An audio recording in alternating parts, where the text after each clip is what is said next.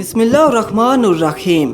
रात के 2 बजे मेरे नंबर पर मेरे एक दोस्त की कॉल आई। मैं अचानक उठ बैठा और सोचने लगा कि इस वक्त कॉल, और वो भी खालिद की। मैंने डरते हुए कॉल अटेंड की तो आगे से आयशा की आवाज़ थी, यानी खालिद की वाइफ। मैं पहले से भी ज़्यादा घबराहट का शिकार हो गया क्योंकि मैं उसे बहन कहता था और वो मुझे भाई।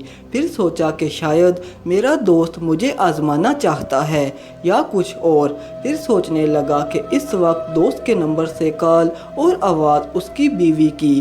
खैर, मैंने सलाम किया तो आयशा कहने लगी कि घबराने वाली कोई बात नहीं, तुम ज़रा गौर से मेरी बात सुनो। मैं घर की छत पर एक कोने में जाकर उसकी बात सुनने लगा। देखो शोएब, मुझे 5 साल हो गए मैं तुम्हारे दोस्त खालिद को बर्दाश्त कर रही हूँ। सिर्फ 1 साल हम खुशहाल रहे, लेकिन अब मुझे लगता है कि हमारे अलहदा होने का वक्त आ गया है। मेरे वजह पूछने पर बताने लगी कि हर रोज़ खालिद मुझसे किसी न किसी बात पर झगड़ा करता है। कभी जैन को डांटता है, कभी मुझे 6 बजे नाश्ता बनाने का कहता है, कभी ड्रामा देखते हुए उसे चाय याद आ जाती है, कभी कुछ तो कभी कुछ। आज भी हमने आपस में काफ़ी बहस मुबैसा किया। तुम अगर उससे मेरी जान छुड़ाने में मेरी हेल्प करो तो मैं ज़िंदगी भर तुम्हारी एहसानमंद रहूँगी। ये सब सुनकर जैसे मैं तो कोमे में चला गया।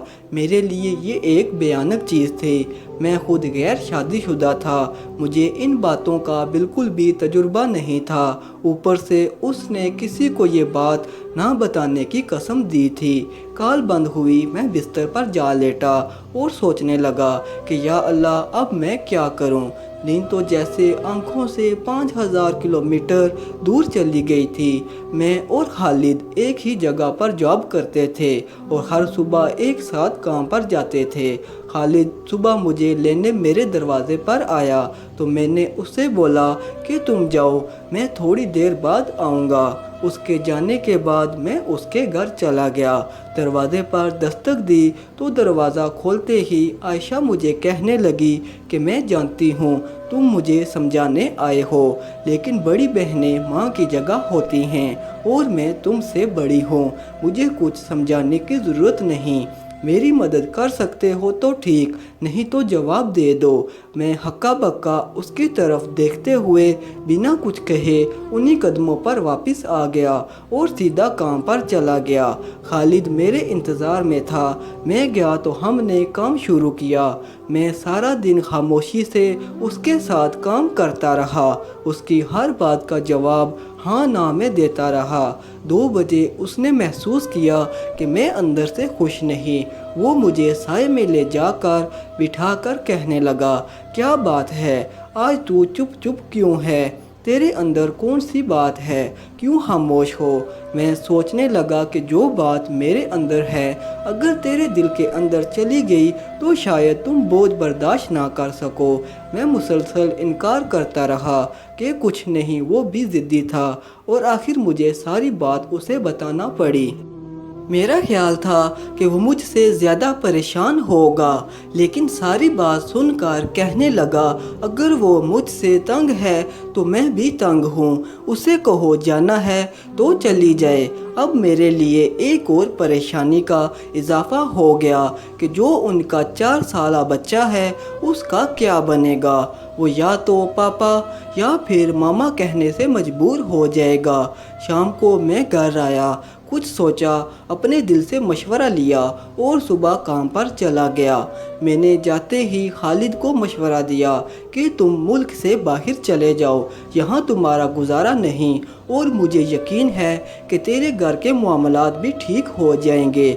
जब अल्लाह चाहे तो चुंटी से भी काम ले लेता है। 3 महीने मुश्किल से बीवी के साथ गुजारने के बाद खालिद ने हम सबको अलविदा कहा और मुल्क से बाहर चला गया। उसे एयरपोर्ट छोड़ने भी मैं और मेरा एक दोस्त गए।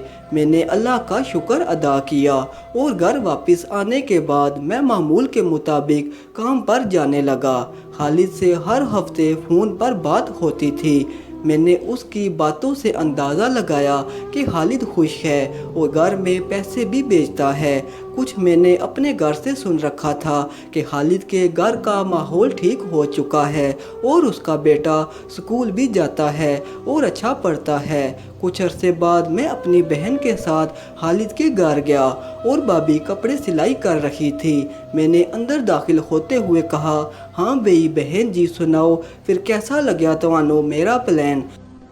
आयशा हंसते हुए कहने लगी, किसी का घर बचाने वालों को अल्लाह ताला कभी वैरान नहीं करता। हम तुम्हारा एहसान हमेशा याद रखेंगे।